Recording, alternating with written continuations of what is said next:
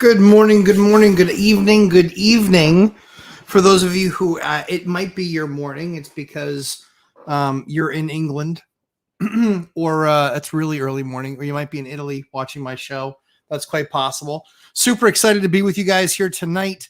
Wanted to talk a little bit about how will you weather the crash. That's what we're going to kind of cover over the next 90 minutes. Certainly, we're going to talk a lot about giving you ideas and what I'm doing and how I'm preparing for correction.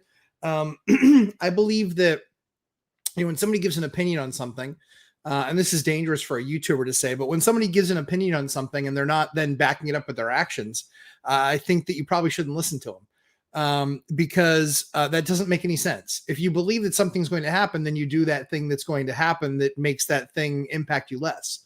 So when I watch the Crash Bros and I see them talking about the devastation of the housing market, and then these jackasses are actually out there shopping for a home, well, guess what? That kind of makes you a lying tool bag. But when you look at that, again, from my perspective, and what I'm actually looking for is, the guys who say what they believe and then actually back it up by those same steps. So, it's always nice to see on the other side of it or going through it, what people are actually doing, how they're changing their strategies. For the longest time, I said, no correction, no correction. And then the beginning of this year, I thought correction. And so it was what I was seeing. One of the conversations I had with a bank this week, and it was an in-depth conversation, actually with a bank president, and having that conversation with them, I just said, all due respect, the data that you're seeing is 60 days old, and the data that you're seeing that's 60 days old, you're depending on the government to have actually accumulated it properly and to not hit a hot spot with one thing or another. So, while I think that there is not, in my definition, a crash is more than 20%. Do I think that there are some markets that will happen in? Sure. Just like it did back in 07 or 08. If you look at what happened out in Fresno as an example, that crashed 70%. I don't think it's going to crash 70%, but there certainly is the ability for it to go 20 points, 20% down. I think most markets aren't going to get anywhere near that. I don't know that Fresno will. I really still believe that there's just a correction. I think that it depends on how bad it gets, and how bad everything gets, kind of in the different areas of the country. I think there's certain assets I don't want to be in because I own all sorts of assets. I own commercial real estate. I own mixed use real estate. Do I own any condos anymore? I do own some condos, but they're business condos. I don't own any office buildings per se. I have a commercial condo that somebody uses as an office, but don't really care. And so, as I'm looking at that sort of stuff, I'm looking at what assets and how do I want to diversify and make sure I'm in a position where I can weather any downside. Again, crash, probably not. I still don't believe that there's going to be a crash happening. When I talk to a lot of other investors, we were there and aware when people were doing the liar loans and the ninja, no income, no job, no assets. We were there when people were doing those types of loans. And what that basically meant was it was something called stated income. Here's how stated income works. Mortgage broker. How much money do you make? Customer, $150,000 a year. Mortgage broker. Okay, cool. Customer. Do I have to prove that? Mortgage broker. No, it's stated. So you stated that you make 150K. That's how stated income worked. Doesn't really work, right? Because people caught on and then they started saying things like, oh yeah, I make $300,000 a year. Really? That's interesting. You're a janitor. Yep. 300 grand a year. That's what I make. And so because it was just stated income, that loan would get approved based on them stating that they made $350,000 or $300,000 a year. That's literally what was happening. And so they could get in with a teaser rate. They could get in based on those numbers, but people didn't realize that they were going to actually have to pay that debt back. Kind of stupid, eh? But that's actually what happened to a lot of people. So when people sit there and go, oh, it was all the bank's fault, or oh, it was all the mortgage broker's fault. No. There were liars. They called them liar loans. The people lied to get them. They often forget that there were people lying about their income to get the loan that they wanted. Whether somebody tells you it's okay to lie or not, you know better. You know whether it's good to lie or not.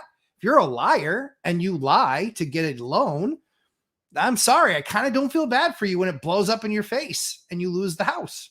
Sorry, crass, callous, awful. I mean, I'm horrible, but too bad. So sad. That's my opinion, and you can't change it because I saw those liar loans happening. I saw those liar loans taking place. I saw them impacting the market. But the thing about it too is that, what they often say is that the past doesn't repeat itself, but it often rhymes. And so what I believe the rhyme is this part around, what I think happens this time around, largely speaking, is I believe that the cost of taxes and insurance skyrocketing in certain areas in certain states, that's where I believe it's going to cause some distress on places. This is why I hate the single home strategy. So the single home strategy to me is, one bad link breaks a chain. So the single home strategy is you buy it, you rent it. It's rented to usually a husband and wife or a couple very often. And very often they need both incomes to qualify to rent that place from you. And one income will not cover their family expenses plus the rent. So the problem is everyone's like, well, it's okay. They have, they both have jobs. They both have jobs until one of them doesn't have a job. So like I've always said for the last, I don't know, since basically January around that time frame, what I've been saying for basically 8 months is I believe, obviously this is a process. What I believe it's going to happen, and it's already started happening. I told you, I said, I think unemployment is going to get a lot worse. And so unemployment's gone from 3.5 to 4.3. I think we can all agree that that's a lot worse. People say, oh, well, it's only, 0.8 percentage points. What is the percentage increase? What's the percentage increase? It's coming up on a 25% increase. 25% increase in unemployment. Think about that number. It's not the matter that it went from 3.5 to 4.3. It's the matter of what the percentage increase that is, right? Because that means that now we're also trending in a certain direction because we haven't seen any, basically any bounce in that. We're seeing that it's consistently getting worse. And then the number of jobs created is also consistently getting worse, right? We were in the 300s and then the 200s and then the high 100s. And then this last time around it was 115. So I know I'm a high school dropout. I know I'm not supposed to know any of this stuff, but trust me on this. I watch more CNBC Business Channel than anybody else you're going to find unless they're an anchor on the show. That is on in my house at 6 a.m. when I wake up, and I shut it off at 9 a.m. And the reason that I do it is because they get every CEO there. CNBC does not really have a political slant to it. It's far more about all the CEOs that they interview. Now, the other thing too is when I talked to the banker, I said, Mr. Banker, here's the way I look at this situation. I look at it and I say, I look at my tenants and their debt significantly increasing. I look at, in some cases, their hours are being cut. In other cases, they've actually lost jobs. I look at what their car payments are. I look at their massive debt load. And their massive debt load says one thing, that they're way overspending on their life. Now, some of those things will cut back, but are they going to get their phone shut off? No. Are they going to get their home internet shut off? No. Are they going to get their car payment? Are they going to get their car repossessed? Yeah, potentially. I think that's likely going to be a problem. But I think the main thing that really hurts the real estate market, largely speaking, is really going to be the fact that insurance and taxes, especially in high tax states. So Florida is a high property tax state. Texas is a high property tax state. And so is New Hampshire. New Hampshire is a high property tax state. And they are because I know with Florida and with New Hampshire, we don't have income tax. In New Hampshire, we also don't have a sales tax. So we depend very heavily on property taxes. And I can tell you, they're going up, and they're going up a lot. They've been going up a lot. But the good news is that it's all stuff I accounted for because I can do math and I know how to somewhat tell the future in some regards based on how things are kind of rolling.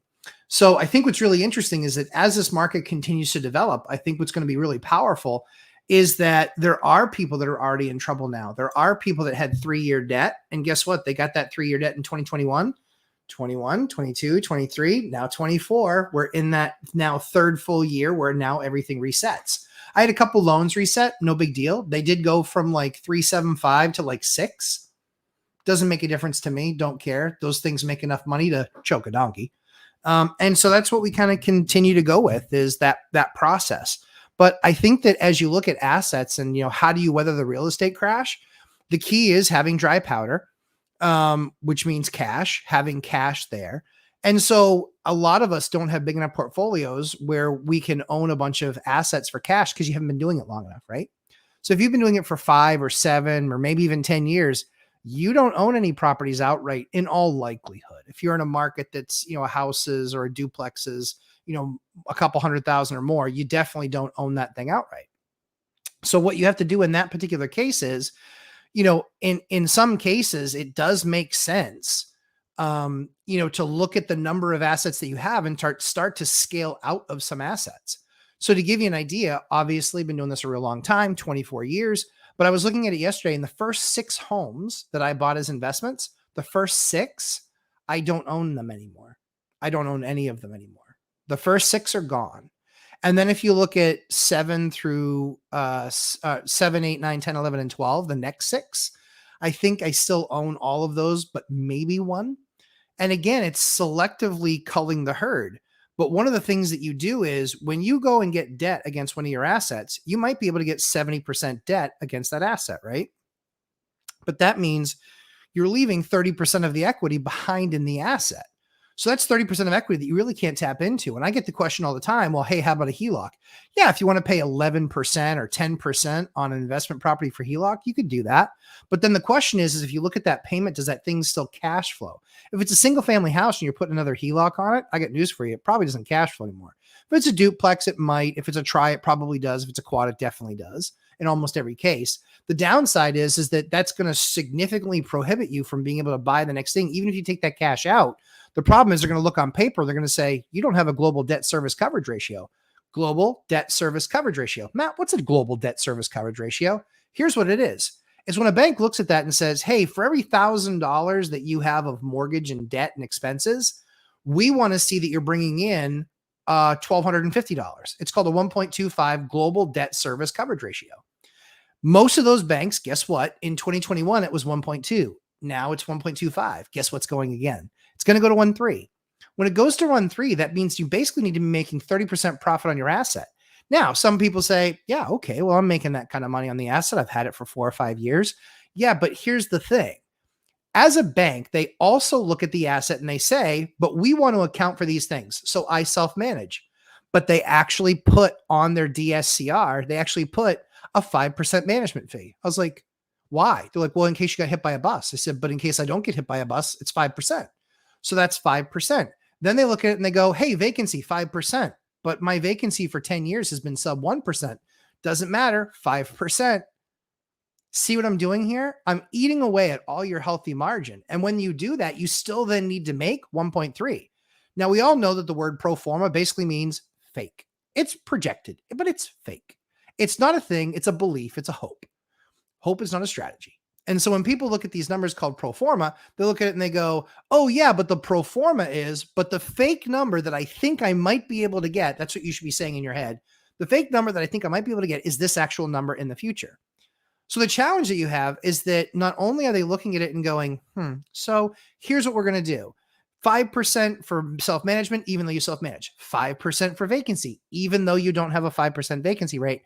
And then what was the other 5% for? It wasn't for maintenance. It might be for maintenance. So let's say it's for maintenance. Now, you're already taking out that amount of money anyway, but maybe you're like me and you've expanded enough of a portfolio where you're not taking out 5% because I don't need to. My expenses, even with the roofs and the heating systems and all that other stuff that we do, it ends up being more like 2%, not 10%, not 5%. It's more like 2.5. And that's because we time everything out. So as you watch the market and as you see what's going to happen with how you weather the real estate crash, here's really my 3 takeaways. The 3 takeaways are, if you can avoid doing a big project right now, I would avoid doing a big project. The cash will always be there, and it might be the thing that helps save you from a non-paying tenant, or it might be the thing where you can then do that project for 70% the price when the economy actually does take a snooze. And then you got a bunch of contractors calling you saying, hey, you know that thing you got a quote from me from a year ago or a year and a half ago? Any interest in doing that project? It's happened to me 3 times this week. So that's the first thing. First thing is I put off any of those projects. Second thing I do is I make sure while things are going now, I make sure that I've binder strategied the apartments that I need to, not the ones that are at $1,100 a month, or the ones that are at $1,100 a month and the rent should be 17. I'm bindering those people right now. I'm making sure that I'm not gouging them, but I'm making sure that I'm at least within market shot. That way, when the bank comes to look at it, guess what? Their DSCR, that number is comprised of your rents. That's the only revenue driving side. So if that's the only revenue driving side that you're getting, guess what? It better be healthy, because you're not going to withstand a bank doing a review of your portfolio. That's what it gets to. And that's what the next bank is going to be looking at. They're going to look at your portfolio and they're going to say, I see these properties right here. You don't make enough money for us to want to give you more. So the thing you need to be making sure is that your rents are up to date. Make sure that you've done that. Don't be so aggressive that you lose a tenant, but make sure that you're being in a position where you're at least around market. And do the binder strategy. I can't explain it any better than Dion does. I do it on my phone and in an email. So I like the way that that works a whole lot better, because so many people are afraid to see this in person, and I get it. And so that's the thing that you really need to be focusing on. So that's another area that I really think people should focus on. And then the third thing, really, when, the kind of how to weather the storm, is diversification of tenant. As you guys continue to get additional tenants, what you don't want to do is be hiring. So let's just say, right? And Dion uses as an example all the time. And so is Millennial Mike. When you look at like the Washington area, well, you've got Amazon, you got Microsoft, you got this and you get that, and you got the other. Do you know how easy it is for them to lay off 10,000 people? It's pretty easy. It's pretty easy to lay off 10,000 people or 5,000 people. They can do that really easily. What I much rather see in the economies that I'm doing it, and local economy is what really matters. I want to see that there's not any one specific employer or two specific employers that have anything more than a 5 or an 8% share of the actual job market. So the areas that I invest in and the things within 20 minutes of here, there's not one employer that's any bigger than that kind of 3 or 4% number. That's a number that I love because that's diversification. And then they're also not in all the same industry, right? In whether you like it or not, Amazon's a logistics, but it's also largely it's a logistics but software company, right? AWS, if you've ever heard of it, look it up. It's one of the biggest numbers that Amazon actually reports. That's all software and software services. Some would say that that's a lot like Facebook, and that's a lot like that's a lot like Microsoft. So when you get those areas, that's what really starts to get hit, and that's what can kind of blow you up, So when you're looking at all of these other different elements, like I said, really it comes down to delaying the projects, unless it's an absolute have to thing, but delaying those projects that you're going to use a bunch of cash up on that, quite frankly, can be done in a time now for less money. Number two, and like we talked about as well, is, as you're looking at these different assets, actually that's number three. Number three was, again, it was tenants. That was the tenant-based thing.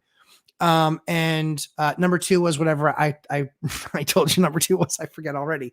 But that, and so all three of those items are really of critical importance. You want to make sure, oh yeah, that's the rent increases. You want to make sure that the rent increases are there. Where were any of you guys helping me out with any of that? That's horrible. So the first, that second piece is those rent increases, making sure that they're there, making sure that you're giving people enough time. If it's Section 8, a lot of times, if you're out of that lease with that Section 8 person, you still have to give them 60 days. We have 2 of those coming up right now. And we notified them August 1. And so it doesn't take effect until October 1. So these are just some more things to look at. So that's how I put myself in a much stronger position, having a broader portfolio. That's how I put myself in a strong position, because when joblessness hits, it's going to largely hit market tenants. That's usually how it works. So when that largely hits those market tenants, only 30% of my tenants are market tenants. Only 30%, maybe 35. So when if unemployment were to go to 5 or to 6, well, if I have 100 tenants and unemployment hits 5 or 6, then that means 5 out of 6 of them are going to lose their jobs. And then what are they going to do?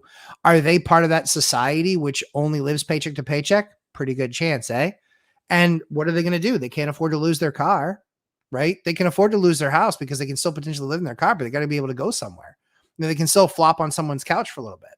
So those are the 3 things that I would be keeping in mind as, how do I kind of survive and weather this real estate crash that may come? Even if it's just a downturn. Let's say I'm wrong. Let's say it's not a 10% change in the median home price. Let's just say that's the case. And let's just say that unemployment doesn't get to 5 or 6%, which I think we all know it's going to get to 5 or 6% and worse. I think it's going to get worse than 5%. I just do. And that's not doomer. That's based on facts. So when we look at all of these different things, I think these are things that people should be generally aware of how to prepare for their portfolio to really, most importantly, manage through any and weather through any storm. So that way there's as little writing checks out of your pocket as possible. No word of a lie. In the first 5 years, I absolutely had to write checks out of my own pocket. I grew too fast. I got 5 buildings in the first few years. I grew way too fast. I had way too many bills. I endeavored to do far too many improvement projects, and I was just way too aggressive. And I got to be really aggressive. So that shut me down from years 5 to 10. That shut me down a lot. Or years 5 to 8, that shut me down a lot from being able to do a lot of stuff. It changed the strategy to doing home to basically only doing these house hacks because that's all I was allowed to do in getting the next mortgage. Who's to say that Fannie Freddie doesn't cut from 10 mortgages down to 4 again? And if you already have 4, are they really your best 4? These are all the things that I think you guys should consider. But that's just my opinion. And most importantly, that was my experience. That's what I did. I believe the correction is coming, and I believe it so much. I sold one property. I put another one on the market. I got that under contract. I'm supposed to close in a couple weeks. And then I've got a third one going to market on Tuesday of next week. And then we have another one going to market a week later after that. So I'm backing it up. I'm selling some of these assets that we have some capital in. I'm moving around a little bit. That's one of the things we're going to cover in the next boot camp. There is going to be a boot camp. I don't have an official start date yet, but we are going to do another boot camp. There's going to be very limited space because I'm not doing a double boot camp. I'm only doing one, and we will only allow 15 students, period, end of story. So there's only going to be 15 spots. That's it. And we will go 12 weeks. But the stuff that we're going to be covering in those strategy sessions, on top of answering your questions on the course, the stuff we're going to be covering in those strategy sessions is how to build that portfolio, how to make it resilient, and how to then start working on different types of products where I will show you how I got free houses. No joke, no word of a lie. I actually got free houses. I'm getting 2 more. I'm getting 2 more free homes in 3 weeks. 2 more free homes, completely free. And they're ones that I like. I bought them. I own them now, or I own them with a mortgage today. But in the next 2 or 3 weeks, they will be completely free to me. I'll teach you how to do that. I can't teach you how to do that on YouTube because I'm not going to teach you how to do that on YouTube. I need to be able to speak freely and show you guys debts and debt structures. And that's not public knowledge. So hopefully you guys will join me in the newest, latest, and greatest boot camp. Like I said, that it will be starting. I don't have a hard date yet. It will be sometime in September. And there's only 15 spots, period. End of story. It goes 12 weeks long. There are only 15 spots. No exceptions. There are not 16 spots. There are not 17 spots. There are 15 spots. That's it. That's all, period. End of story.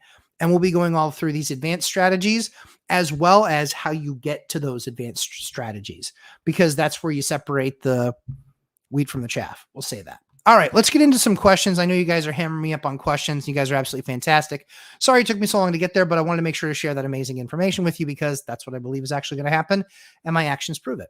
So, Old REI Guy, hello. BuzzTune, hello. Kyle Dorn, hello, sir. Tyler Soblaski, yes. Is there a crash? I think that there's not going to be a large market crash. I don't think the entire U.S. market goes down over 20%. I don't think that happens. However, I do think because real estate is hyper-local, there will be areas that it will be devastated by a company closing. And so, people will say, oh, well, I could get houses for 30% off there. That means that it was a crash. Does that mean that it affected the overall market? No. Does that mean that it affected that very local market? Yeah, it kind of kicked that local market's butt. Channel 6 San Diego, I'm here. Thanks, Matt. I'm glad to have you here. Clint LeClaire, I'll weather it by buying one rental at a time. That's not a bad strategy. Hopefully it's small multifamily and it's not single family homes. Jason Sartoro, I'm on the part of your course about Section 8 housing. As you may know, I just acquired a duplex with existing tenants on DDS assistance. She's been there for at least 5 years. She's been on a month-to-month lease for 4 years. Can I just call DSS and tell them I'm okay with keeping assistance, but I don't want to include any utilities? Yes, you can. Yep, you absolutely can. We take utilities out. Absolutely. We do not do that because that has burned us far too many times. So we don't do that. But yes, you can absolutely do that. It usually works like a rent increase. So it's usually 60 days notice is usually what it is. But then you have to give them what the new adjusted rent is going to be. And so you need to have a conversation, set up a time where you can have a conversation with that actual rep that HCV specialist, and say, I'd like to understand what your model looks like and what your fees are currently for FMR. And you should look them up yourself so you know. I showed you guys how to do that in the course, but you can look them up, HUD.gov /FMR. Look it up, look you up by zip code and see, or city or county or town.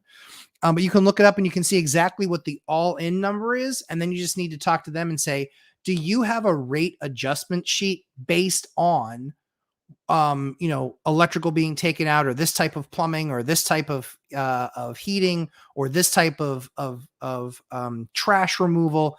All of that stuff is in there. They have a chart.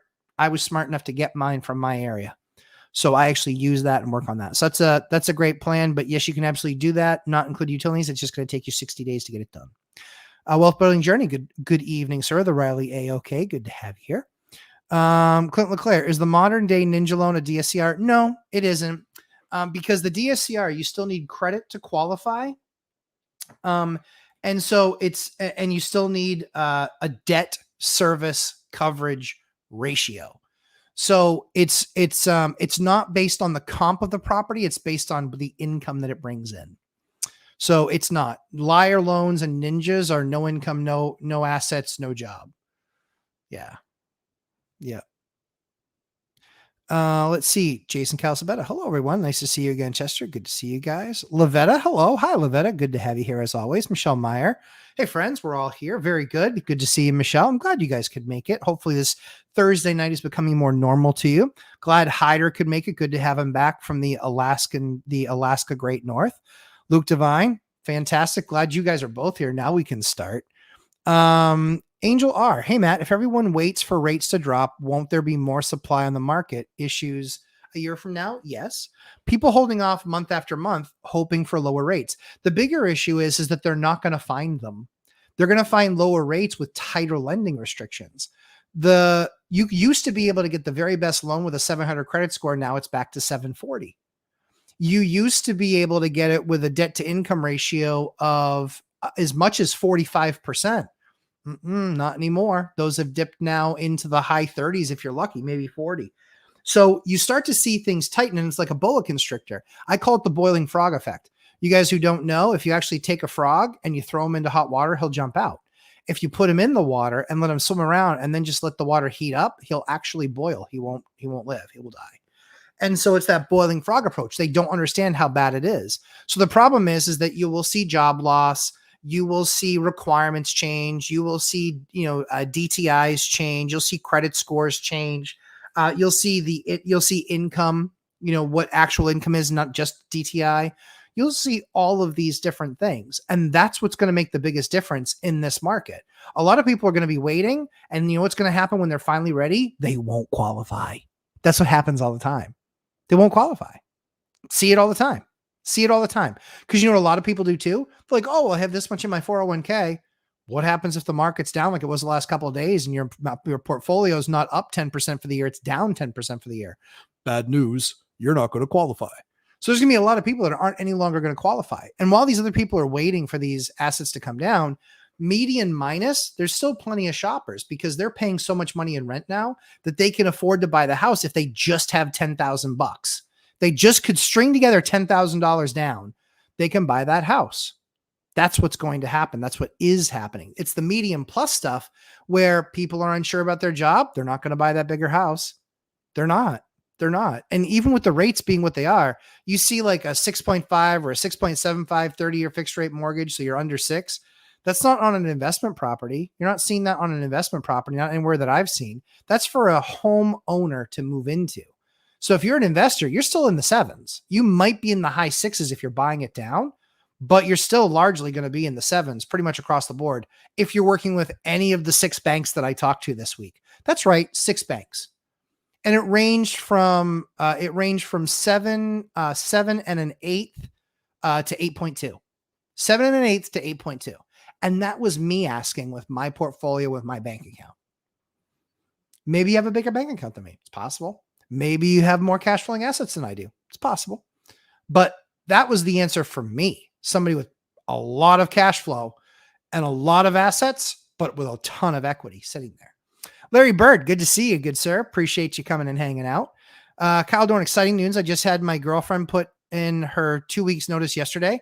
I built a portfolio of 6 rentals, giving us a CF cash flow. Sorry, a little slow on a Thursday night. Cash flow of 5x our combined living expenses. I invest 1,500 miles away, and she is retiring too. Doing the rehabs as I purchase more. We are 32 years old. Congratulations, Kyle. That is excellent. Congratulations. Good for you guys. Angel R. McDonald's report was bad. If people can't afford McDonald's, they certainly can't afford homes. So that's true, generally speaking. The thing is that a novel approach, you cut out the expensive McDonald's. You know, I can tell you, I took my kids for a treat. And so it was myself and my 3 kids, and we got out of McDonald's for $42. That's nuts. Guys, it's McDonald's. I can tell you we can get out of Chili's for $50. And I'd rather have Chili's food. Yeah, true story. By the way, that's available for sponsorship because I do love Chili's food. Luke Devine, Matt, I walked an 8 unit today with great seller financing terms. I love what I'm hearing so far. During this, I found out a sewage line is approved to come in 2 years. It dead ass has its own sewage plant now. How would you go about this? So I would really try and understand if that's something that they're going to force upon you.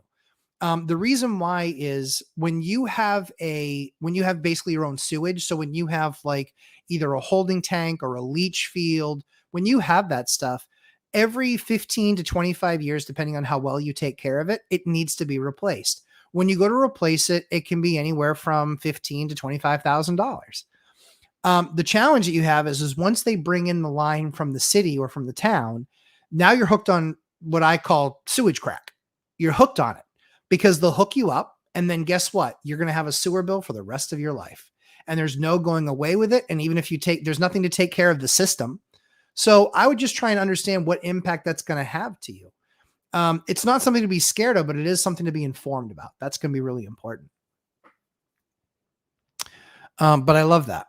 So yeah, I would want to know and understand about that. The price of McDowell's is more so health than dollars, in my opinion. It's true. Matt Culp, hey, are you still doing cabinet builds sales? We are. There are gaps when that company closes that it's like significant, and then they get through leads. So I did see your email. I am going to get back to you. I'm waiting for them to kind of update me. I'm waiting on a delivery actually tomorrow. Yeah, tomorrow, Friday. So I'm getting a delivery of cabinets tomorrow. We just got we just did another kitchen. I'll show you guys befores and afters. Blow your minds. But yeah, I'm actually going to show you an unbelievable field fix that I came up with for a cracked granite countertop. It looks downright studly. So I will show you guys that. But yeah, for the course students, yes, absolutely. And we all know Culp is in the course. Or was in the course. And once you're in the course, you can buy cabinets. That's just that simple. We do it for those folks. Let's see. Jason Calcipetta. Yep. Yes, students. Thanks all. Chris Culp. I ordered those cabinets last year, but forgot where I emailed the order another set for a new renovation. Yeah. So we'll do, so I'll reach out to you. I'll send you an email. It would likely be tomorrow is my guess. I think I'll be able to get to it tomorrow. Tomorrow I have kind of a full day, with doing real landlord things. So we have 7 appraisals to do.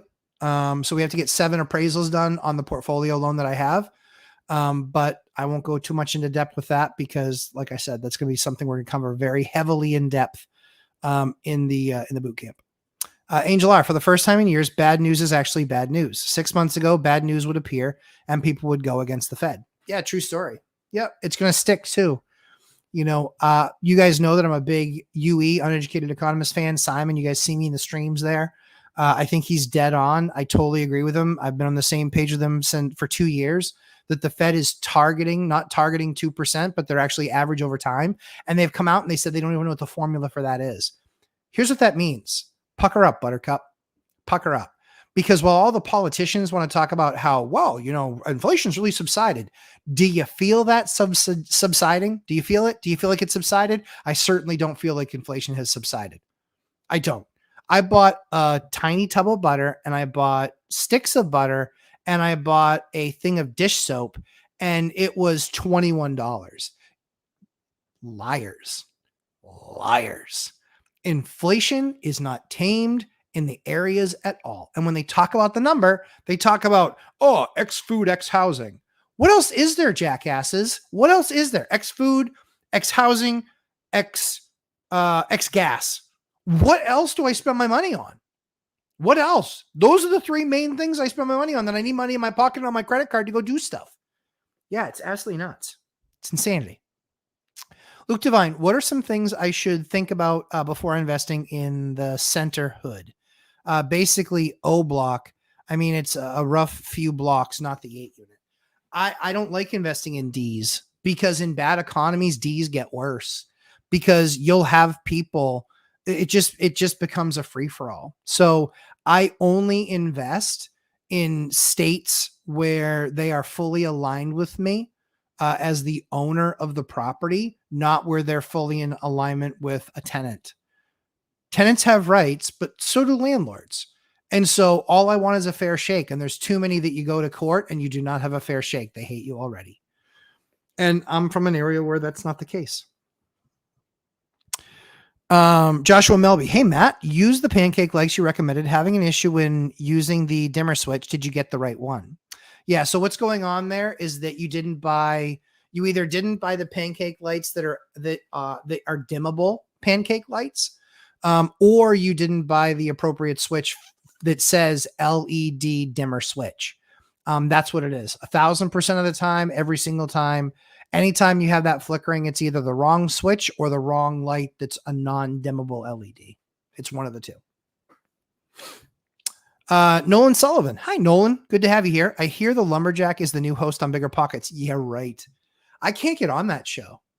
Guys, do me a favor. Do me a solid. When you watch something over there, say, hey, why haven't you guys interviewed the Lumberjack landlord yet? I kid you not. I've been in the process 3 times.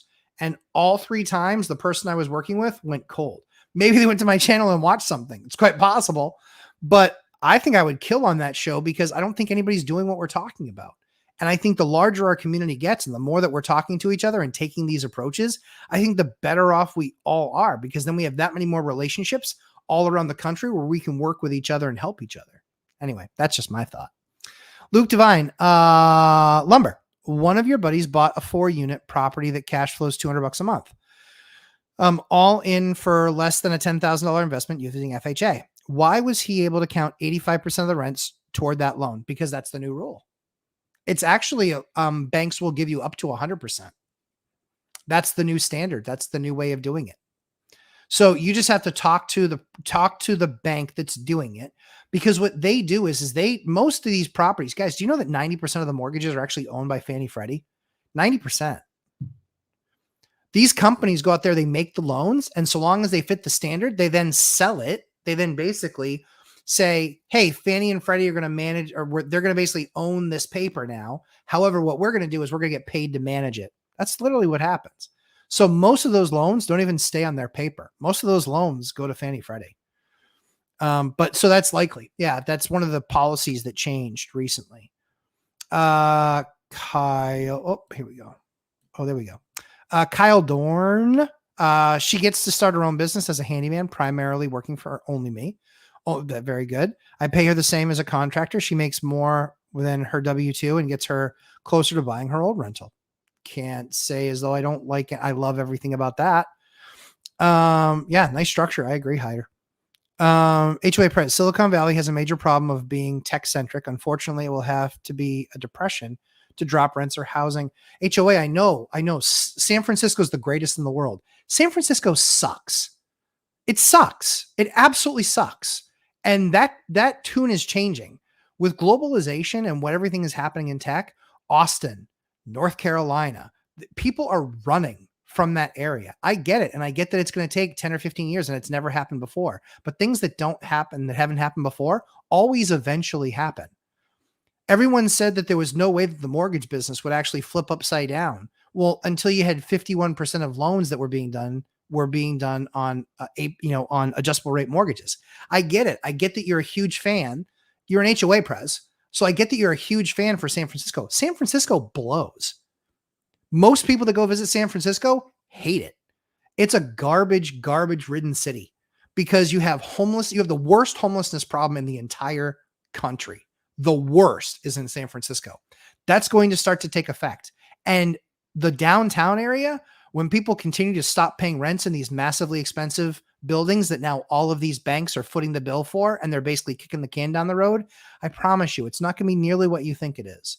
Guaranteed. And I don't wish that on San Francisco. I worked out of the Valley for a very long time. I worked in tech for 26 years. I'm just telling you, San Francisco and all of the people that I ever worked with hated going there, hated working there, hated living there when they had to live there for a period of time because they were under contract for something. It's not this utopia. It is a dumpster fire because look at the politicians that you have in charge of that space. They get rich and more people get less rich. So like I said, no offense, but I think that San Francisco is in the biggest heap of trouble. And when they don't have all these massive millionaires having all these massive IPOs where they're bringing in hundreds of millions of dollars, mark my words. And there's a lot of people that are moving from San Francisco that are big time money people. They're moving to LA. And that means they're not paying money and they're not doing stuff in San Francisco. People don't like that city anymore like you think they do. They just don't. You ask 100 people that have been to San Francisco in the last year if they would like to go back, I guarantee you it's 80% would say, not on my life. I would have no interest going there. The world's going to change. The world's going to change for San Francisco. Wealth Building Journey. How do we sign up for the boot camp? So the boot camp is still available in the same normal link that it is. So you can go right to the website. You can actually, so lumberjacklandlord.com, you can actually select signing up for the boot camp. Guys, we had to change the price. I had it at $500 for the first couple. Can't do that anymore. We produce, I'm paying the massive bill right now for all the editing that's happening for all these videos. We haven't got all of series, all of the three, Bootcamp 3, A and B, haven't gotten all those in yet. I just talked to my editor tonight. He'd gotten behind because he was out for a bit, but now he's working through them and the bill is massive. And so, but I want to have all that stuff in there and bookmarked for you and everything. So we've changed who we have managing that part of the network, the Mighty Network. We changed that. And so now we're going to have this person in, but there are only going to be 15 spots, period, end of story, no more than 15 spots. I did double boot camp last time and it was hard because it was an hour and a half of live stream. And then it was 2 to 3 hours a night. And on Sundays, it was like 7-8 hours a weekend. I couldn't do it. Couldn't do it. Was exhausted by the time I finished every time. Cause you guys know, I try and bring the fire. You guys know, when we get, on the list, for the course. So when you sign up for the course, you get the course automatically. All the videos are there. All of the supporting documentation is there. Everything that I use is there. When you sign up for the boot camp, there are a few spots that are already taken for the boot camp because they're waiting for the next session to start. So I don't know that there's even 15 spots left. I want to say there might be like 9 spots left. I think 5 or 6 are already taken. But that boot camp will be 15 people and it will run for 12 weeks. It will start sometime in September. It will end sometime in early December before Christmas. And that's what I believe is going to happen. The big companies will usually give laid off employees a couple of months, resulting in a delay of foreclosure tsunami. True, but HOA Prez, I don't disagree. The problem is that they're also most of the people that depend on RSUs to pay a lot of their bills. And that's going to go away because that's what's going to get absolutely slathered in crushed in the market, I believe, is look at what happens with valuations. It's not that a company has to report horrible earnings. There were a bunch of that reported actually decent earnings and their stock still went down because the expectation was so much higher. I guarantee you San Francisco will be one of the 5 worst cities moving forward for crime, for homelessness, and rich people don't want to live around that. It's called NIMBY, not in my backyard. And that's going to continuously get worse. It just is. And so there will still be parts of it that will work, but largely speaking, I'm sorry. I know that you love San Francisco.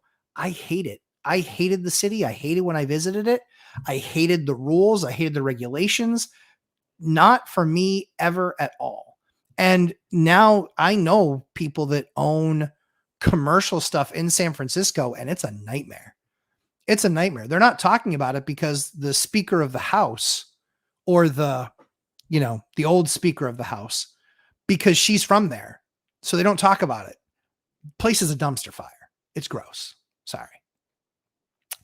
When can we get in on the course? So what you have to do is just purchase it. You purchase the boot camp and you're on the list. and then I'll update you. I'll update you each week and say, hey, this is how many more spots we have. It's the fairest way I can do it. Jack's Landlord Odyssey, what's going on? How you doing, pal? Old REI guy, Brian is an absolute rock star. Brian, I don't know who Brian is. Who's Brian? I'd like to know who Brian is. Jack Stewart, how's it going? Good to see you, my friend. Work and listen in the background. Matt, you're awesome. Oh, thank you so much. I appreciate that, Jack. I appreciate that. Honestly, summertime is the absolute worst for us. It's the absolute worst because we got to get through all of the stuff that we need done for the wintertime. We have to upgrade heating systems and do roofs. And so we are out straight. Like, we kid you not, I'm spending 6 figures a month right now on projects that I need to get done by like October. So I know people have emailed me. I'm so sorry. Come wintertime, man, you can have me. My kids are in school. That's the other thing too, is you guys know why I retired, to spend more time with my kids. I've spent a lot more time with my kids, which is awesome. And that's why I retired. But yeah, September, when they get in school, and when we start to slow down our projects because we can't do so many of them, yeah, you guessed it, I'm going to be having a lot of fun. The Credit Cousin. Hello, everyone. Hey, Credit Cousin. Welcome to the channel. Good to have you here. Happy to have you here. HOA Praise. Ask your local landlord attorneys to see if unlawful detainer lawsuits filing are on the increase. Ask your local landlord attorneys to see if unlawful detainer lawsuits filing are on the increase. What do you believe that means, HOA Prez? Jack Stewart, all-nighter. You're everywhere. Yeah, no kidding, right? What happens if you have high DTI, but you have the 10 grand down payment?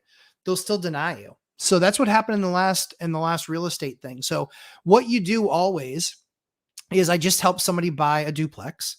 And what we did was, we basically went through the process, and I said, call these 25 mortgage brokers. Not joking. I'm serious. I said, here's the 5 criteria you need to give them. You need to give them, hey, this is how much money I make. Hey, this is what I'm trying to do. This is, I want to own or OC. I want as low a down payment as possible. So I'd like to be at 5%. And then I want to understand what your rate is. Those are the 5 things. If you look at those 5 things, then shop that. And that's all you're shopping. And you just make sure you have your credit score ready for them. So just say, hey, if my credit score were 710, pull it yourself, run it yourself, know what it is yourself. But and just give that to them, and then they can say, yeah, you're probably going to be in this range. And then at the end of the day, you talk to the 2 that are the best. Numbers. That's absolutely what you do. Yep. So when you have that high DTI, that's when they can deny you. The $10,000 doesn't matter to them. Your ability to pay back does. And if you have a high DTI, that's what they believe. They believe that you don't have the ability to pay them back if something bad happened. So that's where you have to kind of get in front of that. City Star Productions. Thanks for teaching us about real estate. I appreciate you. I will be buying your course soon. City Star Productions. Thanks for coming and hanging out with us. I really appreciate it. Always love to hear that people are going to buy my course, obviously. But what I really love is that we have a great community here. We have people that show up every single week. And we get to sit down and we get to, have amazing conversations like this, where I just get to yell at a screen, and hopefully it's valuable to you guys. The Credit Cousin. I love Chipotle. I understand. My wife loves Chipotle too. I don't. The Triple Dipper eats like a meal. The Triple Dipper. Where's the Triple Dipper? I need to understand what that is. Brad Irvin. Matt, I want to do multifamily. Should I do a BRRRR deal to build relationships with hard money contractors and add net worth? No. Nope.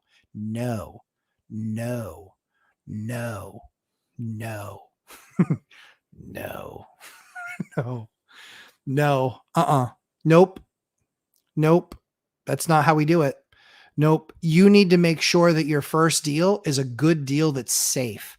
I would not BRRRR in this environment if you paid me. No. The best thing to do if you want to go down that path is find a company and do a construction loan. You're going to get much better rates. You're going to get perm rates when you're done. You can always refinance. We don't know where rates are going to be. We just don't know, guys. They could be lower. They might not. They just might not.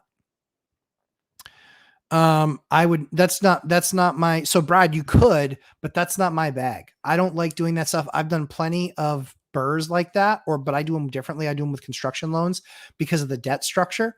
I don't like them. You're not going to make nearly as much as you think. And especially if the economy is struggling, you might be stuck with a house that you have more into than you can sell it for. And I saw somebody do 5. They basically had extra land. They subdivided the land. They built 5 condos. They basically, to fund the project, They got a bunch of hard money in there. Do you know what happens after 5 condos and a year and a half's worth of work? Do you know how much money the guy made on that entire deal? $19,000. For a year and a half of work, he GC'd the entire thing, didn't take any money or fees or anything like that, of course, across it. He ran into struggles with the building department. He ran into struggles with the zoning department. And then he ran into struggles with, different contractors. He got absolutely eaten alive. Absolutely eaten alive. Eaten alive. So I don't recommend it. Your first should not be to try and create relationship. You create relationship just by asking questions, having conversations with them, and just saying, hey, this is what I'm kind of thinking. Let me know your thoughts. Let me know what we're thinking about trying to do this here. So I'm not going down that path, my friend. I wouldn't want to send you down that path. I think that that's a path of destruction, quite frankly. I just don't think that there's any deal good enough out there. You might find one, but largely speaking, with the type of debt that's available, what you're talking about, the burr, it gets, especially it being brand new. I wouldn't put you in that risky chair. HOA price, fast food is close to $20 for a single meal because CA fast food minimum wage is $20 an hour. Just another reason why I think San Francisco sucks. Again, you guys want to do $20 minimum wage. You ain't seen nothing yet. When they actually get the numbers in, it's not going to be $20 for fast food. It's going to be 25 or 30. Imagine a $25 value meal. $25 value meal from McDonald's because you're paying $20 in minimum wage. Guys, these companies aren't stupid. They're using robotics. They're using AI. I know. I sold RPA and AI for 17 years. That was my career. I'm telling you, robots are about 50 to 60,000 bucks a piece. If they're going to pay 60 grand to some jackass who isn't going to show up for work every single day with a freaking smile on their face, you've already seen it now. You see more kiosks, and then you see people just going back and running around and grabbing it from the cookers. You don't think they have robots that actually can dump fries in there? You don't think that they can do the same thing with the burgers? Of course they can. What that does is it changes the complexion of these low cost or these high cost, low dollar paying jobs. And that's why I said high cost. They're high cost because $20 an hour for a guy to flip burgers is too much money because they can do it with a robot. And that's what's going to happen. What you're going to see in these restaurants, and you won't have nearly as many freaking mistakes as I get right now. Our correct rate is like 1 in 3 times when we go through the McDonald's drive-through. It's a nightmare. And they're going to get it right a whole lot more often than they get it wrong.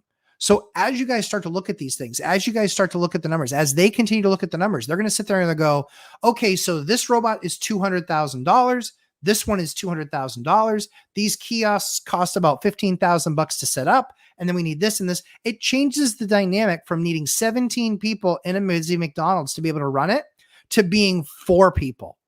Where do those other 13 people get jobs? Nowhere. That's where they don't get the jobs. That's why you guys got to be understanding of this. And that's what these people. So has anybody done the math real quick to understand what's happened with new cars? Look at new cars. Same vehicle this year versus it was 2 years ago is now 20% more. How much did the UAW get for improved raises? 25%. You think they're correlated? Do you think that there's any relationship between the two? And now what happens? You can drive past any lot and they are loaded with new vehicles. Why? Because I much rather buy a 3-year-old used vehicle that was $65,000 brand new and now I can buy for 50. I much rather buy that one at 45 to 50 than buy a brand new one at 85. It's just math.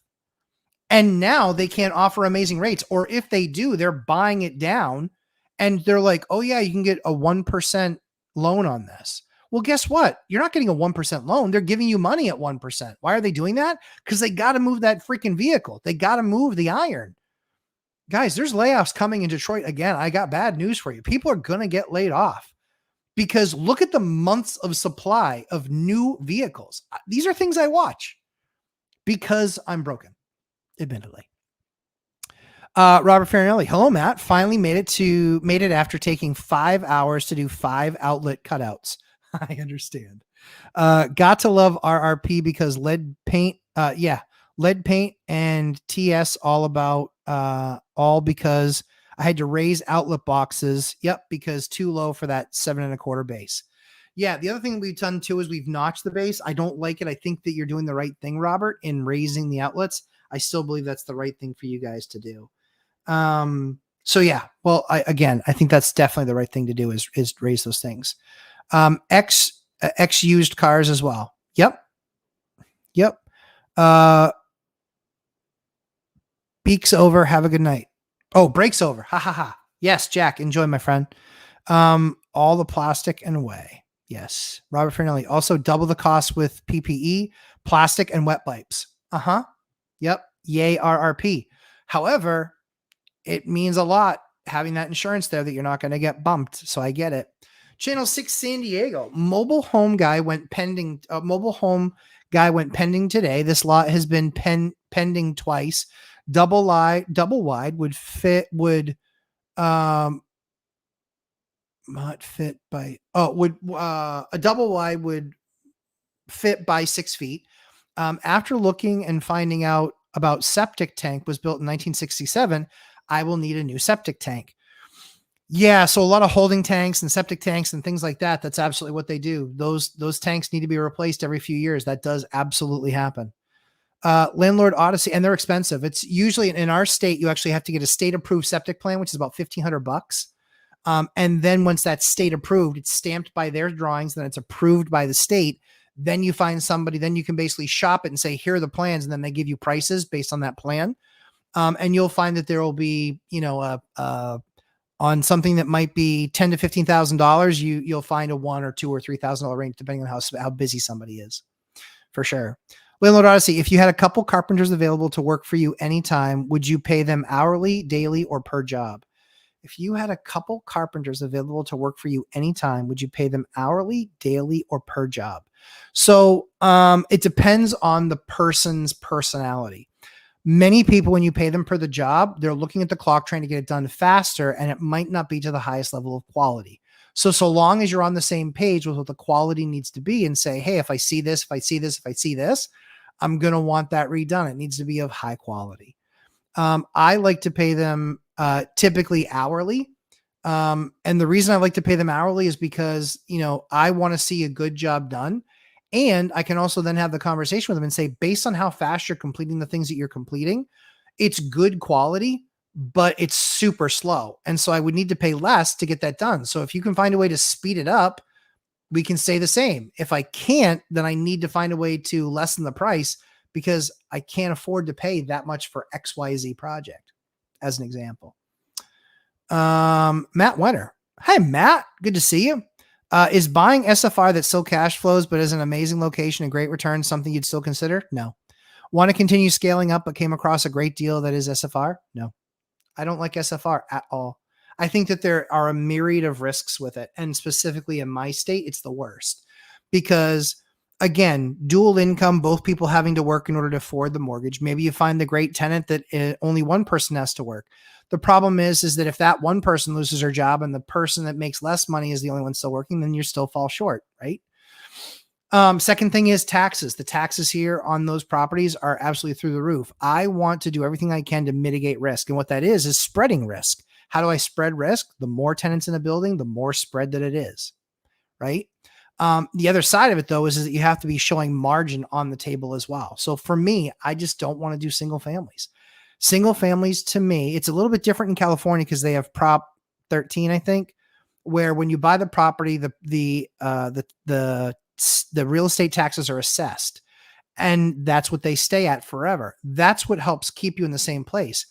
In a lot of states, and certainly usually red states actually have higher property taxes.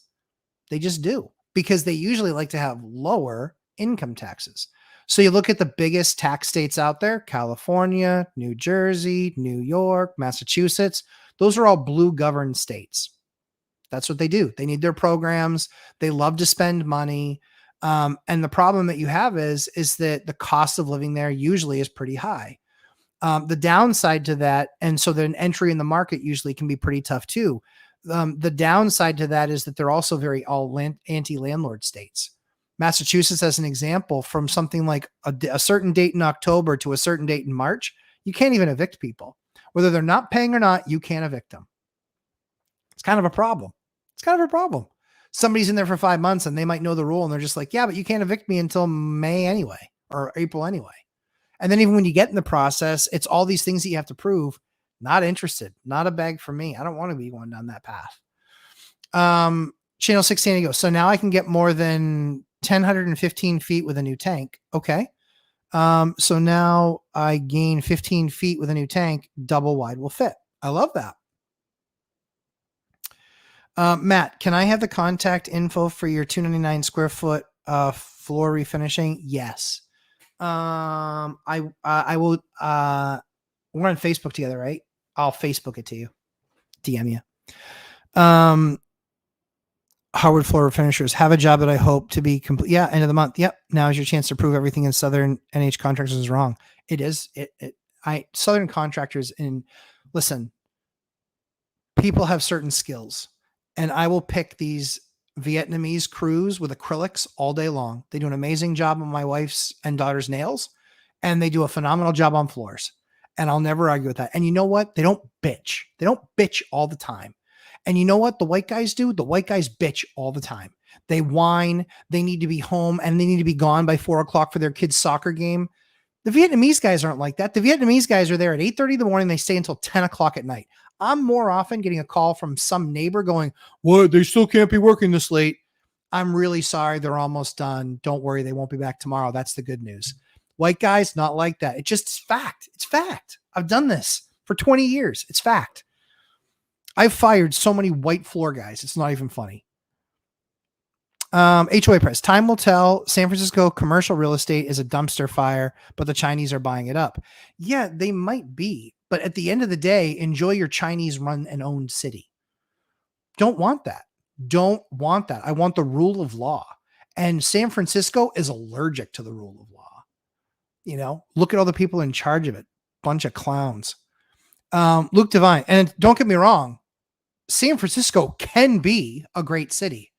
It's just done nothing but go in the toilet over the last 25 years, 24 years since the .com bomb. Luke Devine, the reason 8-unit can't sell is because of the sewage treatment plant. Okay, the owner currently has a guy who helps with property management, checks pumps every day, and the owner tends to it and fixes every 2 months. Okay. Owner wants me to learn this. Would you try this if you were 30 minutes away? Yeah. Yep. No, I would try that. Also, thanks for bringing going live, Matt, for fire brings it every time. Thank you, man. Luke, yeah, I'm telling you, that's not a horrible thing. That's not a horrible thing. I'm probably on board with a deal like that. If your rate and term are that good and he's giving you yeah, you're going to have some maintenance, you know what, but it's a little bit of hair on the ball. The thing that you have to understand is what happens if that fails? What happens if that breaks? What about that line coming in? What are the costs? You just need to understand that piece. But this is the type of deal. This is a cat pee house, right? People walk in there like, cat pee, I'm going to die. You're not going to die. You're just a baby. And so I love buying cat pee houses because 95% of people won't buy them. The problem is that 100% of people won't live in them. So don't tell me I'm buying something up from somebody else. Oh, you just bought it out from somebody who's going to buy it. No, I didn't. No one's going to live there. And they don't know how to fix cat pee. So I know how to fix cat pee. It costs thousands of dollars, but I know how to fix it. And if you don't believe me, look at my course. I fix it. I fix it all the time. So I know how to fix cat pee. And I love cat pee because it makes me wealthy. Every single time I do a cat pee house, I make a fortune. I love cat pee houses because everybody else is so afraid of them. Troy Roberts. Hey, Matt, finally jumped on. Good to see you, Troy. I had to do husband and dad duties. I get it. Can't wait to see what you guys covered tonight. Troy, it's probably going to melt your face off. So proceed with caution. Wealth building journey. Yes, sir. CJ, what's up, guys? Just tuning in after anniversary night. Hey, congratulations, CJ. CJ, proud new papa. Not so new anymore, but still a proud new papa. Wealth building journey. Brian Bilstein is an all-star lender. Okay, with neighborhood loans. Got it. Works with investors regularly. I'm closing my loan with him, and I believe Frank is also closing a loan with him too. Guys, congratulations. That's awesome. Good for you guys. Chester, are you messing with me? Are you actually buying something? Dude, I love it. I love it. I love it. That's congratulations, man. Robert Farinelli just got a quote for $8,700 for a new 95% furnace. Okay. Also wanted to install a condensate pump. I agree. Replace shutoff valve. Yep. Waiting for other quotes, but seems ridiculous. Or is this? Um, Furnace. So forced hot air. If the ductwork is already all there, I mean, it can be. It's only because there's so the only reason I say is because there's a variation there. If you're using all the existing ductwork, if you're only doing heat, what other stuff still has to be done? Like Robert, I know you're a do-it-yourselfer guy. So if they're like charging you to insulate the duct, don't do that. You do that. You're a worker. You got that done.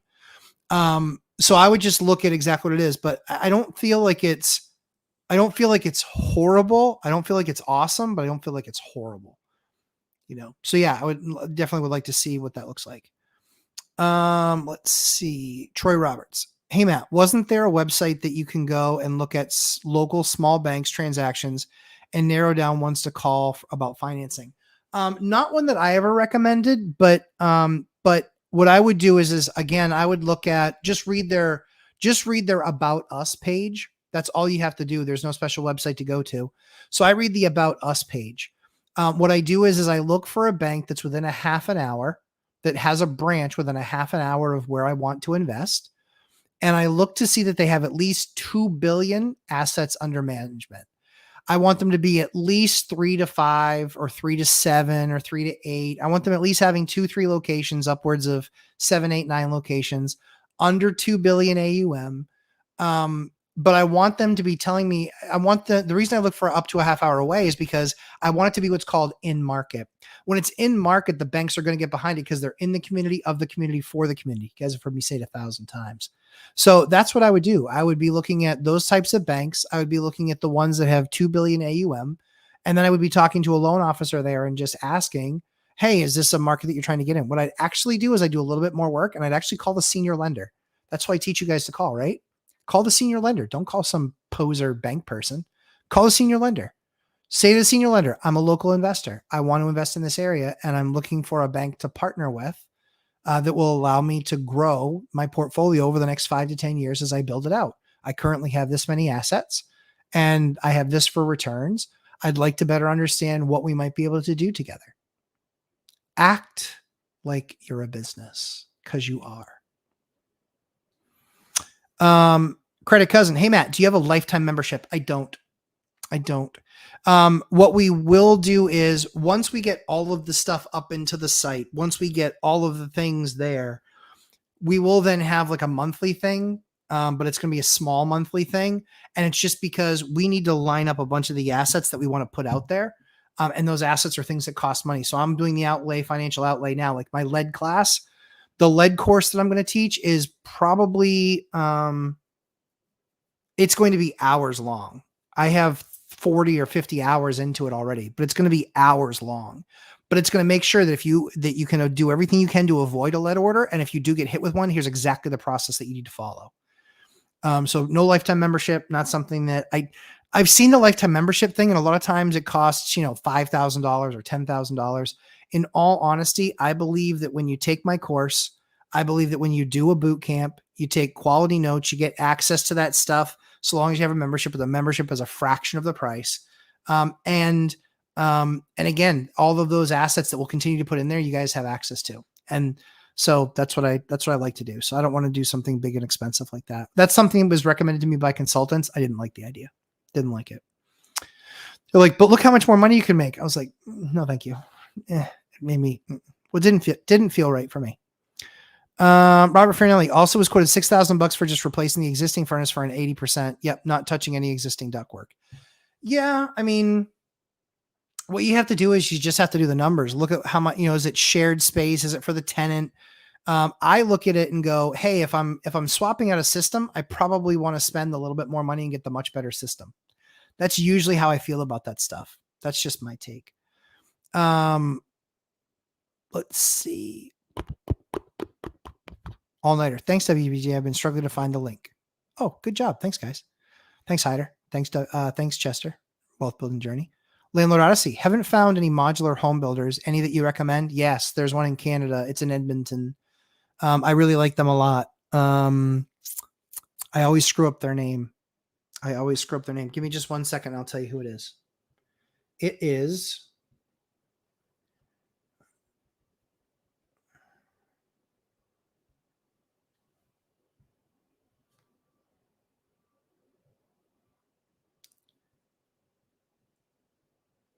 The thing that I like about the Canadian ones, guys, is it Monsolid?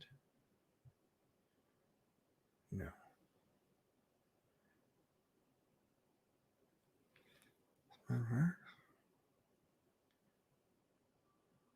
They have a lot of them up there. Holy crap, they have a lot of them up there. I have to find it. There's so many of them up there. And there was one that I absolutely loved. It was such a killer product. Wow, they have a lot. But one of the things that I like about stuff north of the border is they have to do these crazy. They have to compete with these horrible winters. And so these guys are really good. I think they did 50 homes last year. I think they're going to do like 100 this year. Really like their product. It will withstand to the winters here. And it's beautiful, like scenic. They have some nice models. They have models that go from 350 square feet up to 11 or 1200. So I really like their stuff.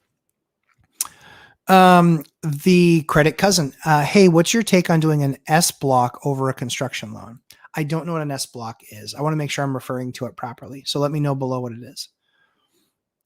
Still waiting on other quotes, but can tell if it sounds ridiculous. I think a 95% furnace is $3,000 and 2 guys for 1 day is 4,500 ish as the cost. Yeah. I mean, that's what I would want to understand. I would also want to, I would be looking for guys that are looking for side work. That's the best way to do it. I did a ton of stuff side work and it really worked out well. Oh, the Triple Dipper. Yeah. At Chili's. Sorry. Yeah, you're totally right. Yep. Hot wings, chicken crisper, and southwestern egg rolls. Interesting, Justin Stanley. I appreciate your approach, but those are not the things I would select. I would likely select the mozzarella patties. I do the chicken extra crispers. And I think you can get a quesadilla for the other thing. That's what I would pick. Chris Culp, tenant and their partner both on lease. Matt, tenant and their partner both on lease. Okay. If UDR filings are increasing for the math types, the first derivative of the number of filings is greater than 0, you may have a future problem. If the second derivative is positive, then you really do. Okay, interesting. A $30 Happy Meal, that would make me sad. Yeah, it's a Happy Meal is coming up on $10 right now. I think it's $8 with tax. RPA, yes, robotic process automation, yes, and AI, artificial intelligence, yes. And I did massive deployments and data migration. So data migration is getting data out of your old legacy EMR and moving it to the new EMR. I ran those projects for a decade. So when it comes to, we did one that was 505,000 patients. It was 57 million records. And it was, what was it? It was literally billions of fields of data. Yeah. Trade Better. You should make a spinoff of Bigger Pockets called Deeper Pockets. Yeah, it's pretty smart. I like that. I don't know that they'd take very kindly to that, but who knows? Chris Call. Matt, my unit with 2 partners. Okay. 2 partners on a lease. One bailed and left. Other tried to keep up and finally is accepting my suggestion to terminate lease early. Want to do a lease term agreement. Thoughts? Yeah. So what I would probably do, a lease term agreement. So what I would probably do is come to the conclusion of when that's to terminate. I would even use a court document. In my state, you can work out a deal on a document and actually have it signed by a judge. And I would tell him, I would just say, hey, that's to make sure that I can't come after you for anything, but it also protects me. You can't come after me for anything. So in the state of New Hampshire, we can actually pull that document from the courts. We can print it off. We can sign it with a tenant and then put it in front of a judge for signature. And that means that those are the terms, and the terms can be whatever you want them to be, but those can be the terms that you guys agree to. And because it's signed off by a judge, it's basically like, okay, the judge knows this is what you're doing. That way, if either person defaults on what they agreed to do, the other one can yank them into court and basically go, you didn't do what you said you were going to, and you owe me this. And that's where you just have to have it spelled out. So we do that when we do tenant workouts all the time. And I'm not saying we do tenant workouts all the time, but when we do them, or when we do have an eviction, we try and do a tenant workout every single time, because you know what it does? It also loses their ability to appeal. because the judge then says, you agreed to this, you didn't follow through, you owe that person money. So that's how it goes. So I would look for that document in the Pennsylvania courts. I don't know that it exists, but I know that it exists in New Hampshire, and I just don't know if you guys have that there. Wealth building journey. Maybe those are 13 new entrepreneurs. It's possible. Chris Culp, any payback agreement for the 1 month plus utilities that they still owe? Yeah, and so that's what you're allowed to do. That's what you're allowed to do in that document is discuss, this is what you owe me. This is what you agree to pay. Here's the schedule that you agree to pay it on. They sign it, you sign it, goes to the judge signs it, and then that's what it is. And then as soon as they deviate from that payment plan, you can bring them to court. What it does is it makes sure that you're both taking it seriously, but honestly, it puts you in a better position. So yeah, that's what I would absolutely do. Kyle Dorn, love my 94 Suzuki Sidekick. Annual premium is $116. Good for you. That's awesome. Yeah, my annual premium on my Yukon Denali 06 is like $286, I think, or $284, something like that. HOA price. Don't let your tenant get a month late before filing your UDR complaint. Giving a tenant a week to pay up is one thing, but don't wait a month. Yeah, I agree with that for sure. Yeah, you got to be, you got to wait. So we don't use the UDRs. So we don't, so my state doesn't use the UDR terminology.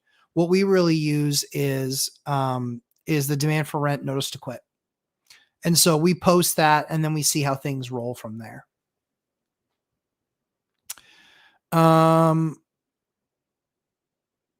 Wealth building journey, Kyle Dorn, that annual premium is less than most people's 6-month premium. Yeah, true story. Would there be a way to automate grass mowing company? Yeah, there already is. There's already RFID based mowing. It's already a thing. It's already a thing. 100%. It's already a thing. Yep. All of that stuff is absolutely going to be a thing. The Federal Reserve, so HOA Prez says the Federal Reserve will announce CRAP, the Car Relief Assistance Program, printing another $1 trillion to avoid an automotive crash. Exactly. And it is crap. Well, you guys remember Cash for Clunkers, right? Like that program was a massive, colossal failure. Colossal failure. I actually told, I was looking for a car at the time, and the person's like, you really need to leverage this. And I was like, said take advantage of this. I was like, that's exactly what it is. It's taking advantage of the situation. I don't want to do that. I'm going to have to pay that bill. And because I pay taxes, I'm going to have to pay more of that bill than anybody else does. I don't want the program. Cash for crap. Exactly. Yeah, exactly. But yeah, geofencing. Yep, absolutely. That's right. Wealth building journey. All of that stuff is happening. That stuff is all 1000% automated. Yep, absolutely. That's what you will find. You will find that, Rumba does it within your house. That's why that whole iRobot Amazon thing fell apart. You guys can look it up. You guys can look up that iRobot actually builds out. It vacuums your house from the inside. I specifically bought the one that doesn't send the messaging, doesn't have the connection, that doesn't send the messaging, doesn't upload it to iRobot. I'm not joking. I'm serious.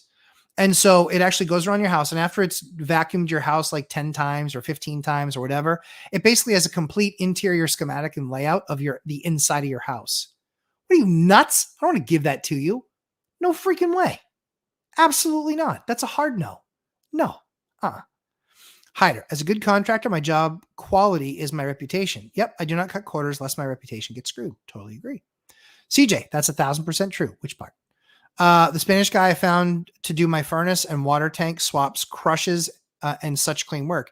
And not to mention way cheaper. Absolutely. American dudes just love to complain. Yeah, sometimes. I mean, I think a lot of them are, there's many guys that are really hard workers. But I think that there's a lot of guys in those trades that have been doing them for quite some time and they don't want to do them and they're not as fast as the foreigners. They're just not. It's factually speaking. And the quality of work is less than. And when these guys do it, they want a reception like they, just painted the Sistine Chapel. I'm like, dude, like I did to tell one guy, what was he talking about? Oh, who was it? Oh, the granite guy, the granite installer guy. He sent me a second invoice. I go, what's that for? He goes, that's for the payment for the rest of the job. I go, that makes no. I said, $70 a foot installed. He's like, I wouldn't do it for $70 a foot. What are you high? What are you high? 110 a foot. I go, dude, you have zero prayer of collecting that from me. You made no change. I saw your invoice. You broke it down. It said right on the top piece, 30 square feet. And then you want to charge me something else on top of that? No. Nice try, pal. Nice try. He goes, well, I wouldn't have agreed to do it for that amount. I said, well, then you should have made the first one, the actual invoice. You should have said there's a second invoice coming. Jackass.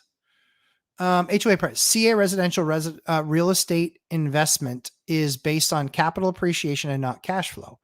SFR and Single Valley have high rate of appreciation. That's not going to happen anymore. It's just not going to happen anymore. And I think that people that buy properties for appreciation and have no cash flow, I think are stupid. And they're the ones who got crushed the last time around. And they're the ones that are going to get crushed this time around. You need cash flow. Because that's what all the banks look at. If you're independently wealthy, then you don't need cash flow. But if you are a regular investor, you need cash flow. And if you don't have cash flow, it's not worth doing, because you better have money to be able to pay for that stuff. Independently wealthy with millions of dollars? Sure. Otherwise, no. Yeah, same in San Diego. You're exactly right. But are you investing there, Hyder? Nope. Because deals don't make sense. Hey, Matt, I love that cat pee analogy. You rock. Hey, thanks, Credit Cousin. I appreciate that. Thanks. Very nice of you. Mark Ham, giggly face. Robert Fernelli, LOL. That was a great rant. Was a 10 out of 10. You will be offended. Love it. Good. We're dying. Cat pee. So funny. Oh man, I love cat pee. Oh my goodness. I bought a house. I kid you not. And we'll probably tell this story at the ORAD event this coming February. I walked into a house, reeked of cat piss. Reeked. It was awful. It was offensive to every one of my senses. It was so bad I could taste it. It was disgusting. And I look at it and I'm just like, holy crap, but this building is a steal. I said to my wife, because I was newly married, I said to my wife, I go, you know what? You go walk it with the broker. I have to work, but you go walk it with the broker and you tell me what you think. She walked it. She walked out crying because she knew that I was going to make an offer. She walked out crying. Yes. But we bought the house. And my broker at the time was like, I don't think you should buy this house. And I said, that's not your decision. Because your wife was crying. I go, she'll get over it. She'll figure it out. I'll be with her. I'll do it all. So no joke, buy the house. We bought that house for $155,000. That house now, what is it? 12 years later? Yeah. 12 years later. At the time, we lived in a unit and the other unit paid about $1,600 a month. Now that building, the unit that we used to live in, rents for $2,700 a month, and the other one rents for $3,200 a month. That building does just under $6,000 a month in income. And my mortgage is still based on $150,000. That thing prints money. Wealth building journey. Oh wait, super chat. Let me scroll down a little bit. Good. Channel 6 San Diego. Thank you so much for the super chat. I really appreciate that. That's nice too. Let's see.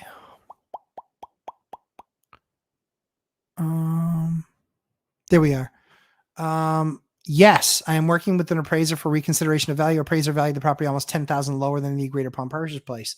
Guys, this is happening. I just had one of the properties that I put on the market. I was a little bit nervous with the appraiser, but I said to the buyer, I said, the thing's worth $425 to $450 all day long.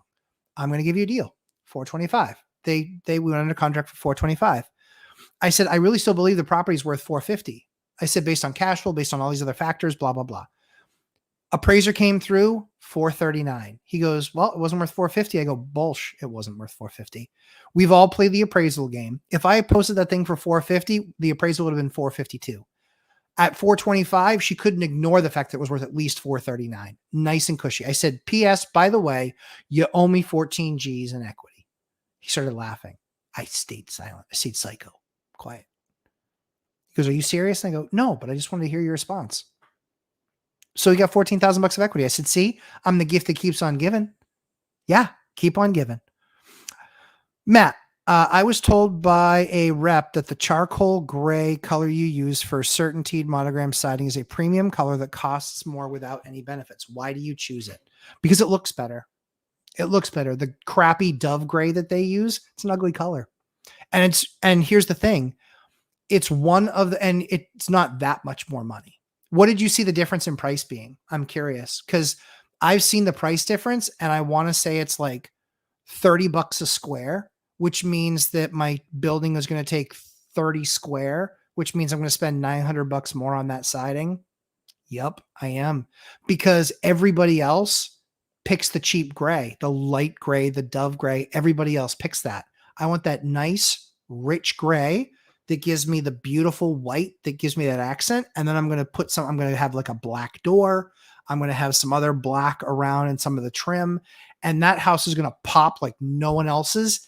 And it's for a one-time cost. Again, I'm not going to ever reside again. It's $900 difference. $900. Absolutely, I'm doing the better siding. And the other siding that he talks about is he's not completely accurate. The thickness of the other siding is different. It absolutely is different. And there's also an anti-fade to my color. So that's why I pick it. But I'm interested to know what the difference in price was. All-nighter hider, Cat P, gold, basically. Yeah, it's true. Matt, is it Kills that gets rid of the smell? It's not. 9 or 10 applications of it before the smell is gone. It's not that. I will tell you guys eventually. In the stream, I will tell you.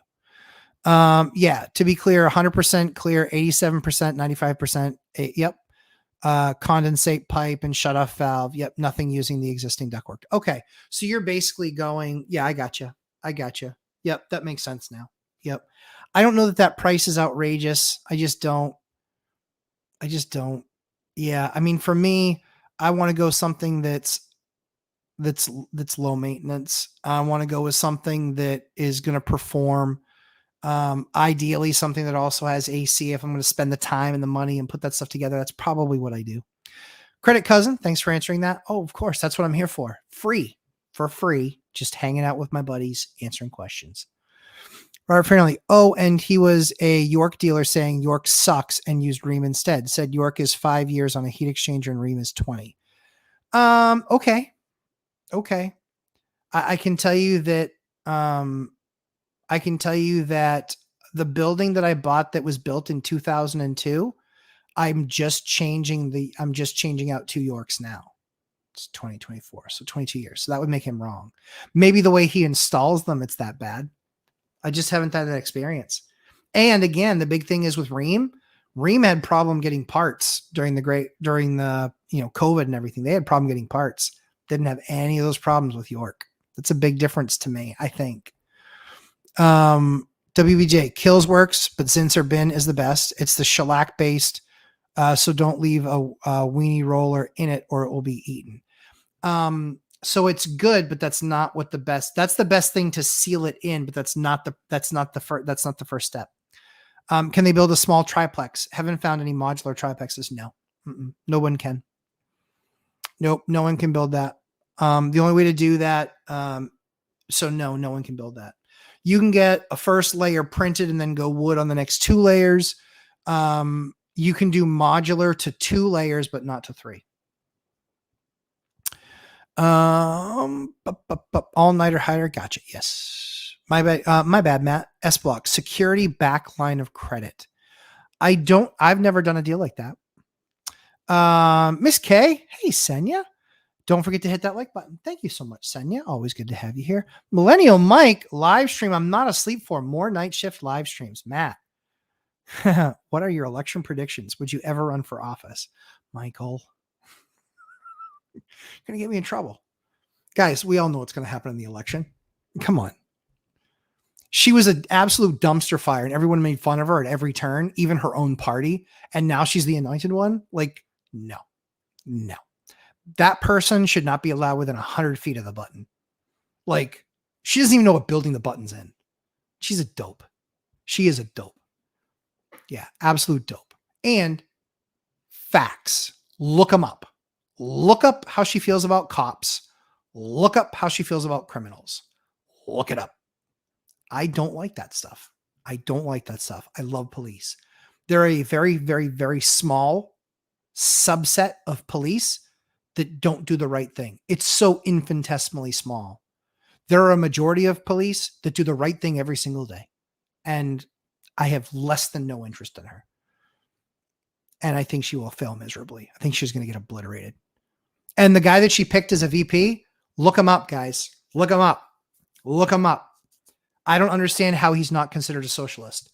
Look at what he did in Minneapolis. He had 3,000 units of worth of buildings stop with some of the rules that he approved. He approved a 3.5% increase. I'm all for rent control, but at 3.5%, you can't ever get there because inflation is almost always more than that. And guess what? In the bad years when people are struggling, when I like to not have to do raises, guess what I do? I'm still going to have to do 3.5%. That guy is, in my opinion, is an absolute socialist. How did you get rid of the smell? Okay, I'll answer. So here's how I got rid of the smell. You use, what do we use? What do we use? Baking soda and some alcohol. What's an alcohol? Now I forget what we used. I had it too. I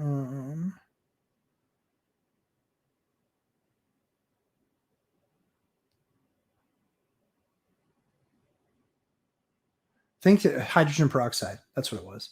Sorry, total brain cramp there, guys. Yeah, total brain cramp. So hydrogen peroxide, you pour it. You literally soak the wood. You pour the stuff on there. You pour it on there. And then what it does is that actually pulls what you're smelling is you're smelling the ammonia. That will actually pull it up to the surface and it will crystallize. And then you can scrape it off. And then you just keep on repeating that. And you keep on soaking that wood. And you keep on soaking that wood. And it will eat through your polyurethane. It'll eat through whatever's there. But you keep on doing that. It'll keep on pulling up. It'll keep on pulling up. And you keep on scraping away. And eventually you'll get a pretty clear smell. And when you get that clear smell, then you put a bins on it. Then you do something where you actually cover that thing up. And then that thing is sealed and sealed properly. That's what you actually do. So, because what you want to do is you don't just want to go over it. You actually want to get that stuff pulled up out of. That way on those super hot, smelly days, you know, where it's super humid out, that smell will come back if it was just there in the wood. The bins won't have done it. So that's where you got to spend some time. We had the record that we had for an apartment was 23 treatments. 23 treatments. No joke. No joke. 23 treatments.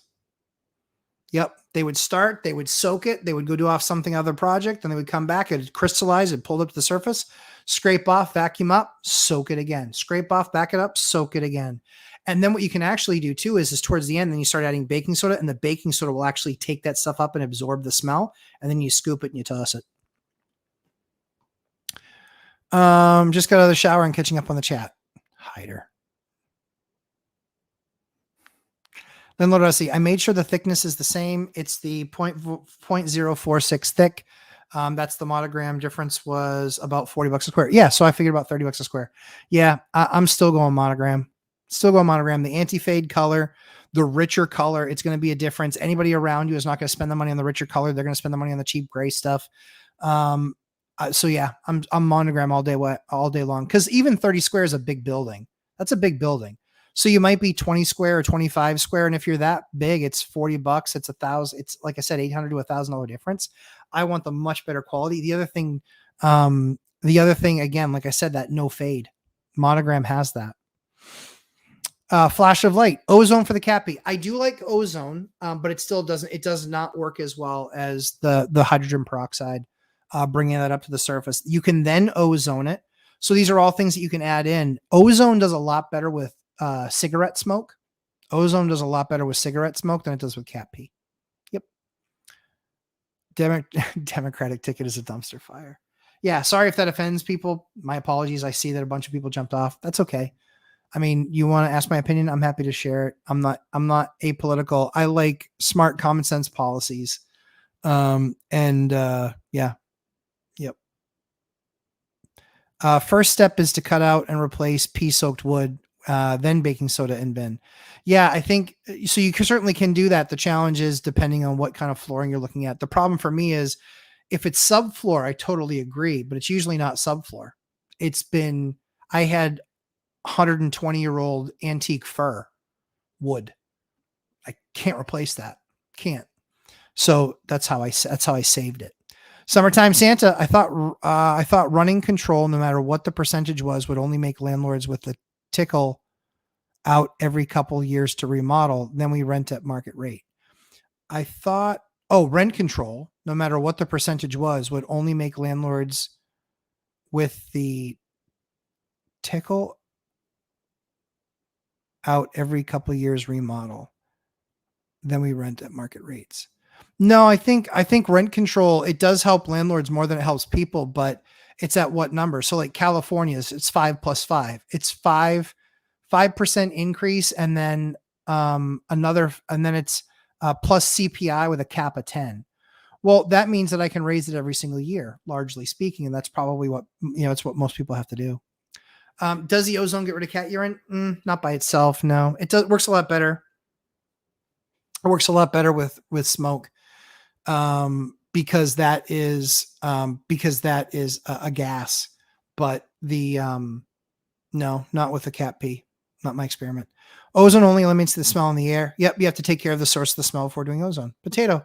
Hey, Potato. Welcome to the channel. Good to have you come in and chime in. Appreciate that. Love it. Benjamin Moore paint is very expensive, but you get twice the coverage and a real quality covering, real rich finish. Channel 6 San Diego. Thank you. That's exactly right. 100% right. And that's where people miss it, right? You go to Behr, you use the Behr product. I use Behr product for years because it was the number one selling paint in America. It is because it's the cheapest selling paint in America. Not good product. It just wasn't good. It didn't compare to, I've converted so many painters from Sherwin-Williams to Benjamin Moore because Benjamin Moore product is less expensive than Sherwin-Williams and you get just as good of coverage, if not even a little bit better. So yeah, I agree. I'm shocked that this ticket is worse than Clinton and Tim Kaine. Yeah, either way, Trump won. Yeah. Yeah, it was bad. This new guy is awful. Okay. Hello, Matt. I thought rent control at any percentage would make the landlord richer because it would lead to the unit being vacated every couple of years to be remodeled and re-rented out. So when you have to redo it every couple of years, you're not going to make any money. If you have that level of turnover, that's not good. That's not good because every single time somebody leaves, there's going to be repairs and there's going to be things that need to be done. And you're going to have to fight with the tenant every single time and take some of their deposit. And, a lot of times it's like, even to repaint a unit, if you need to repaint a unit, repainting units where I am is between $1,500 and $2,000. Well, I hope nothing else happened with the unit because I'm out $1,500 to $2,000. Do you use backlight to find the P spots? Yes, I do. Yep. 53 people watching and only 39 likes. Thank you, Summertime Santa. What is going on with that? Because I know that we've had hundreds of people actually pop in and out. 23 applications of H2O and baking soda. H2O2. Yeah. Yep. Hydrogen peroxide. Yep. And then baking soda. Yep. 23 applications. It ate right through the polyurethane that was on the floor, but I got everything out. I let it dry and let it, we had a hot, sticky day and there was really no smell. And in that particular case, we couldn't bins it because it was finished floor. But then we were able to sand it, see if it smelled again, didn't smell again, and then we repolyed it, and it's been great since. Behr simply doesn't compare. True story. Whatever you do, don't put bleach on cat pee. Yeah, true story. That's exactly right. Ben Fopel. Hey, guys. Move-in day to house hack number 2 on Saturday. Say a prayer for us. Good for you, Ben Fopel. I agree. I used... yes, blacklight. I used ozone on one of my units for smoke. Worked great. Yes, for smoke, it's fantastic. I agree. I agree. Well, guys, it is 10:39. We are at the end of the questions. As always, it's an absolutely fantastic time spending time with you guys. Sign it, but yeah, it might very well might. But as I always say, we try and create great content for you, give you guys fantastic information. The boot camp, like I said, I think it's 6 people. I think are already in the boot camp. 15 spots. That's it. It will be September-ish to December-ish. Don't know the full start dates yet, but that's it. 15 spots. That's it. No more. And we're going to do our normal couple hours a week. And then when we get towards the end, we'll go through it more. The prerequisite is, yes, you absolutely have to have taken the course first so we can speak like-minded. Yeah, I look forward to spending some time with you guys again here next week, next Thursday. Guys, the one favor I ask you, take this and at least one other investor that you know, just send it to them. Just take one. Just send it to them and just say, hey, this is something you probably need to hear. Everybody needs to have some sort of a strategy for the crash, but just take this and just forward it to just one investor, not 10, just one. And if we do that, the community will grow. We'll spend more and more time together. We'll get more and more resources. We'll get more and more people that we can connect with, learn from. I don't know everything about product, but I know a lot about product because I use it everywhere all the time. So hopefully that works. But yeah, send it out to a friend. Appreciate you guys. Have an absolutely fantastic week, guys. Have a great night. Thanks so much for coming and hanging out. As always, it's a blast. Have a great time investing. And yeah, I will see you guys in the next one. Thanks, everybody. Take care.